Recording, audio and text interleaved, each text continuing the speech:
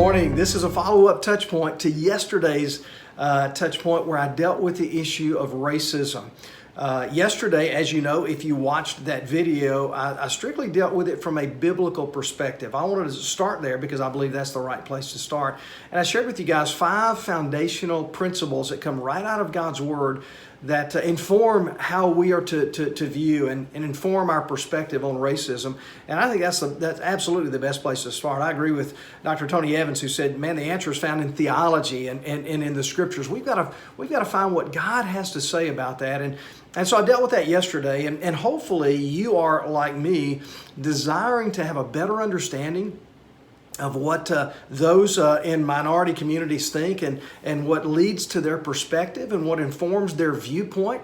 And so I've kind of been on a journey the last 3 or 4 or 5 or 6 years to try to gain an understanding as much as I can of what informs their perspective and their thought process, so that I can know them better and so that I can understand better the perspective of minority communities, because I want to do a better job of loving my neighbor and do a better job of living out the gospel in community with those who are different from me in terms of their ethnicity and their skin color. So what I want to do today is give you 4 principles, 4 practical ideas rather, that can help you grow in this area. So number 1, start and stay with the Bible. Number 1, start and stay with the Bible. I dealt with that yesterday. The Bible is the source of absolute truth. And so we want to start there, but we also want to stay there. And so everything I read, everything I hear, and every perspective that I consider, I want to always weigh it against what God's Word says in His truth. And so start and stay with the Scriptures. And that's number 1. Number 2, listen and learn from other people, particularly people of other ethnic groups, people of different skin color, people in minority communities. We've got to learn to listen. You know, the Bible says that we are to be quick to hear and slow to speak. And oftentimes I think we're just the opposite. We're quick to speak and we're not so quick to hear. So I want to challenge you. Make sure you have friends in your Facebook friends and Twitter followers if you are part of social media who don't look like you and who don't think like you. And then as they post and as they tweet and as they communicate on social media, don't dismiss that what they write. Listen and read and ponder and think and weigh what they say. Have conversations with people in minority communities, if you are white like I am, and listen to what they say and open your mind, learn to listen, and as you listen, learn to seek the Lord. And as major events happen in our country that have a tendency to divide us along racial lines, be sure that you don't automatically default to the position that your racial group tends to automatically default to. And I think we all have a tendency that way, that when certain things happen, particularly that would divide us racially, well, this is how I need to view this because I'm white, or this is how I need to view this because I'm black, or this is how I need to view this. Man, let's be a little more slow. Let's ponder a little more. Let's think a little more individually and biblically as those kind of things happen. So listen to and learn from people of minority communities. That's number 2. So start and stay with the Bible. Learn to listen to those who are different from you and hear their perspective. Number 3, read books, particularly books that are outside of your preconceived notions about race.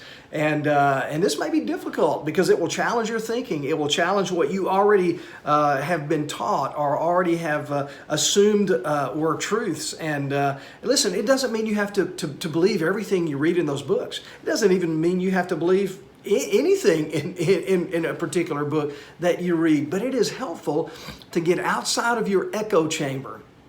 If all we ever do are listen to and read books written by people that we know we already agree with, that's not going to challenge us. That's not going to grow us. And we grow most by thinking outside the box, by learning, by listening to what other people say and reading what other people have written. And so I want to challenge you to do that. Get outside, think outside a little bit. Read some books that you think, I'm not sure I would agree with that person. Hey, read that book anyway. And you still may not agree with that person. That's okay. But it will cause you to think through your own position and why you take your own position. Listen, it's not hard to defend your position when the only people you're listening to or reading are people who already agree with you. But if you can read a book by someone with whom you may disagree and then still defend your position biblically and logically and reasonably, then that's helpful to you. And if not, maybe you need to change your position.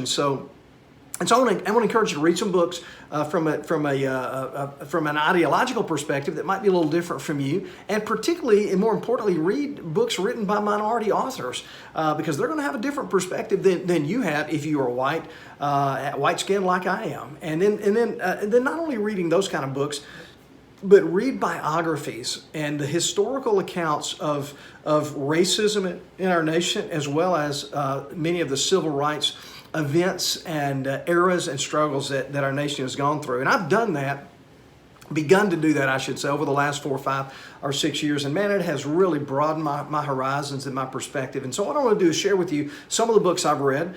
Again, I don't agree with everything in these books, but they have challenged my thinking and they have broadened my thinking. They have helped me. Let me just mention a few. And if you want to know more, hear more about more books, I'll be glad to share that with you if you just want to email me or message me. But let me just give you an example of some of the books I've read that have broadened my horizon, that have challenged my thinking. Again, though I don't necessarily agree with everything in these books, but they've helped me. The Color of Compromise by Jemar Tisby. The Color of Compromise.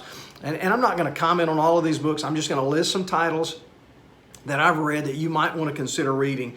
So that's number one. Secondly, Removing the Stain of Racism in the Southern Baptist Convention. I'm a Southern Baptist. We are a Southern Baptist church. This book written by Jarvis Williams and Kevin Jones. Listen, when I saw that title, that piqued my interest. And I read that book. Dream With Me by John Perkins. Really liked that book, and that was a very helpful book. Dream With Me by John Perkins. One of the books that really challenged my thinking, and I'm still processing, to be real honest with you, was a book with a long title, but it was intriguing to me. Why Are All the Black Kids Sitting Together in the Cafeteria? Wow, what a title. Why Are All the Black Kids Sitting Together in the Cafeteria by Beverly Daniel Tatum.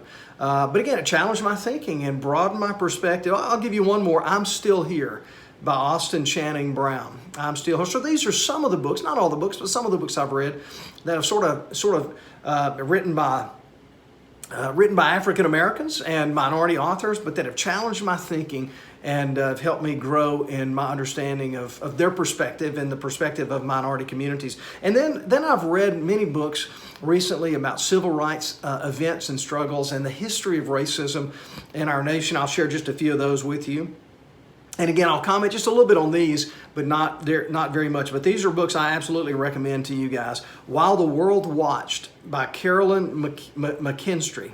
Carolyn McKinstry was a Birmingham bombing survivor and knew those 4 little girls who were killed in the 16th Street Baptist Church bombing back in the early 1960s. And excellent book, talks about the whole landscape of Birmingham and how Birmingham at one time was nicknamed Bombingham. And because of all the homes and the churches that were bombed by white supremacists, by racists, and by the KKK. So While the World Watched. Secondly, Red Summer. Red Summer is chronicling the year 1919, and particularly that summer where there was so much racial unrest and so many lynchings and and so many massacres of African Americans. Many of these were African American soldiers who had returned home after fighting for this country in World War I, only to find that the liberties they had fought to secure for others overseas, they were not able to enjoy back at home. Just a tragic summer. So I recommend Red Summer. We've Got a Job to Do. That's another title. We've Got a Job to Do by Cynthia Levinson. This also chronicles the events in 1963 in Birmingham, but this chronicles the Children's March. And when you see those pictures of those children being knocked down with water hoses and facing the police dogs, this happened in 1963 in Birmingham, Alabama. A great book, We've Got a Job to Do. Freedom Summer by Bruce Watson chronicles what happened in 1964 in Mississippi when college students from all over the nation descended on Mississippi to help with voter registration and teaching children in freedom schools all over the state of Mississippi. And at the very beginning of that summer, three of these civil rights workers, James Chaney, Andrew Goodman, and Michael Schwerner, were murdered and brutally murdered, and so it's a great book chronicling that event. Churches all over Mississippi were bombed and burned, and there was so much oppression trying to keep African Americans from being able and being willing to vote in Mississippi in 1964. The blood of Emmett Till. If you know the story of Emmett Till, you want to read that. If you've not ever heard that story, you need to know that story. Emmett Till was a 14-year-old boy from Chicago who was visiting relatives in Mississippi and was brutally murdered in 1955 in Mississippi. So those are some books about history, just a handful that I would recommend. There are many others, but those will be a good starting point for you. Those are some books. And so I would encourage you to read books. Read outside your echo chamber of what other people think and what they're writing, and then read histories. You can also watch documentaries of many of these civil rights events and those things. Now, finally, number 4. And so just by way of reminder, man, start and stay with the Bible. Listen to people of other ethnic groups. Listen to the minority community. Listen to their voices and ponder what they say. Read books. Man, expand your mind and your thoughts. And number 4, visit civil rights sites. Jan and I last year for our vacation decided to take a civil rights vacation. And we wanted to visit many of the civil rights sites, as many as we could, and particularly in Alabama and Mississippi. And so we did. We traveled, through Alabama and kind of did this civil rights tour. We went to Birmingham and visited the 16th Street Baptist Church there, and we walked in that park where those children were water hosed and faced the police dogs, and we traveled down to Selma and Montgomery, Alabama. We drove that road between Selma and Montgomery, where the marchers marched for I think 4 days for the rights to vote and for their rights to not have to sit in the back of the bus. We visited, speaking of that, Rosa Parks Museum in Montgomery. We also visited some other sites there. We walked across the Edmund Pettus Bridge there in Selma, and we visited the Freedom Rides Museum in Montgomery. So I recommend those things. Then we traveled across to Mississippi and visited the home of Medgar Evers, who was shot down in the driveway of his home by a racist. We traveled the road near Meridian, Mississippi, and saw the site where those 3 civil rights workers were abducted, and they were later taken and killed in another spot. But we saw the marked site where they were abducted.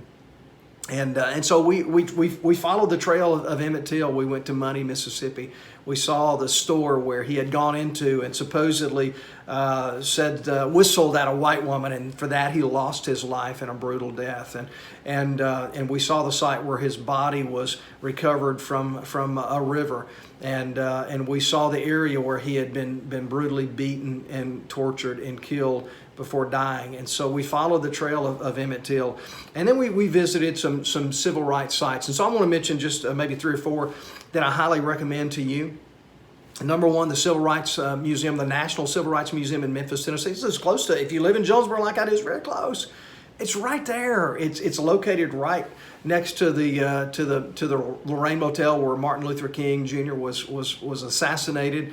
It is an excellent museum, and listen, there's no reason you shouldn't go. Go and visit and listen and learn. The National Memorial for Peace and Justice in Montgomery, Alabama, probably one of the most moving things that I have visited. Two sites, one museum, but really 2 sites. Part of that is what they call the Lynching Memorial, where it documents the lynchings of African Americans throughout this nation. And it's very moving, and you need to visit that. That's in Montgomery, Alabama. The Rosa Parks Museum, if you're in Montgomery, man, you got to go see that, and that's worth seeing. Walk across the Edmund Pettus Bridge. There's a museum there in Selma as well. And then finally, the Birmingham Civil Rights Institute in Birmingham, Alabama, which is located right across from the 16th Street Baptist Church. That was bombed in the early 60s, and where so much happened in Birmingham in that day. The Birmingham Civil Rights Institute in Birmingham. In a previous post on Facebook, I actually listed the websites for many of these sites. So that's it. That's some practical ways. You say, well, I want to learn more. I want to expand my understanding of minority communities, how what informs their thinking. As a white person, what can I do? Well, start with the scripture, start and stay there. Just listen. Learn to listen to African Americans and those in minority communities. Read books. And don't just read books in your echo chamber. Don't just read books that you agree with, that you know will agree with you.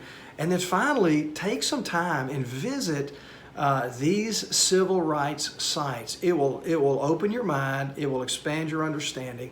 And so may God bless you as you embark upon this journey or continue this journey of learning more about racism in our country, not just the history, but its prevalence now, so that you might be a better neighbor, so that you might be a better person, and if you are a follower of Jesus Christ, so that you might be a better Christ follower, loving God and loving your neighbor. I hope this has been helpful. God bless you. Have a great day.